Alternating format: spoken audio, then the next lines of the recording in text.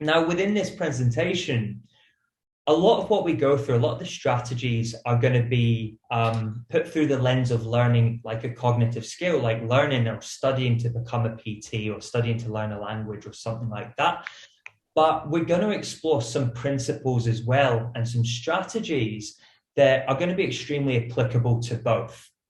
I want to quickly explore why you're here. And if you don't mind, I want you to take a little moment just to jot down some answers to the following questions. You don't have to share this, this is for you, but I just want you to jot down what is it that you're actually hoping to get from this workshop. Just thinking about why you do it, why is it important to you? And ultimately, if I do my job well and I teach you some strategies on how to learn, how is this going to impact you moving forward? Okay, and I just want to spend just a minute, get you to jot down some ideas. Awesome. And we're going to revisit this a little bit further down the line. Second thing that I want you to do is just a little activity. So I'm going to ask you just to spend 30 seconds just looking at this point, this center point on the screen.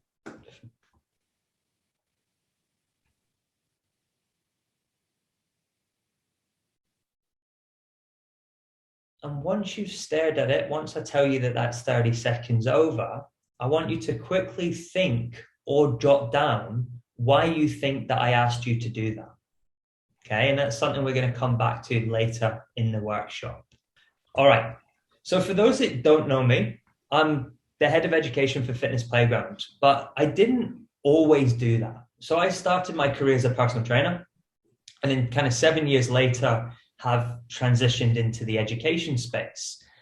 Now, for me to be able to do that successfully, there was a lot of things that I needed to learn. In my first few years kind of educating, running Cert 3, Cert 4, mentoring personal trainers, I relied wholly on my own knowledge as a personal trainer. And that got me by. It was enough.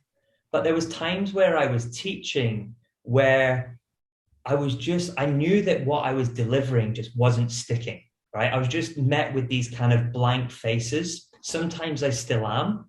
But what I really noticed is that the people that I was educating were kind of feeling more overwhelmed about what they didn't know as they were empowered about what they did know.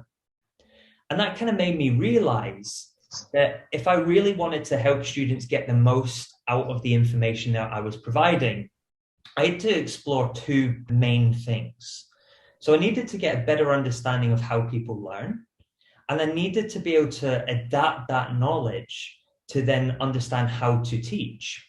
Right now, we live in this world that's obsessed with consuming information. Like we're constantly reading books, we're listening to podcasts, we watch videos, we attend these like one-day courses so that people can just talk at us. And we do this under the guise of learning. But if we're honest with ourselves, how much of it do we actually learn?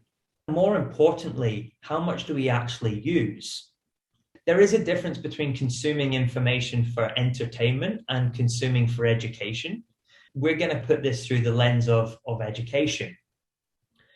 And what I noticed within my own teaching was that I was focusing on the information delivered, not the information retained. And you kind of see this everywhere in online courses, in live workshops, in workplace training. Everything is tailored towards just delivering information. Now, that's okay because a lot of the information is really, really good. But what it means is that it's your responsibility once you've been exposed to the information to go away and actually learn it, to go away and get the most out of it. In my desperate pursuit of trying to become an expert at teaching, which I'm not quite there yet, I kept running into these same learning principles, these same things that everyone was saying, but they were all saying it in a different way.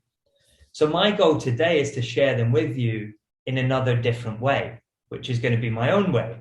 So hopefully today's going to give you some ideas. Hopefully today's going to give you some strategies that you can begin to implement that are going to help you learn more effectively, whether it's becoming a PT or studying to become a PT, or even learning a skill like trying to deadlift or handstand or something like that. We can maximize our ability to learn in 5 core steps. The first thing that we need to do is we need to cultivate a growth mindset. Once we've done that, we want to create an optimal state. Then we want to engage in deliberate and effortful practice. And then you want to do it often and you want to recover well. So these are the 5 learning steps. They're really, really simple. I mean, these are kind of, they sound a lot like general knowledge. But over today, we're not going to focus necessarily on what to do, but we're going to look at why and how to do them.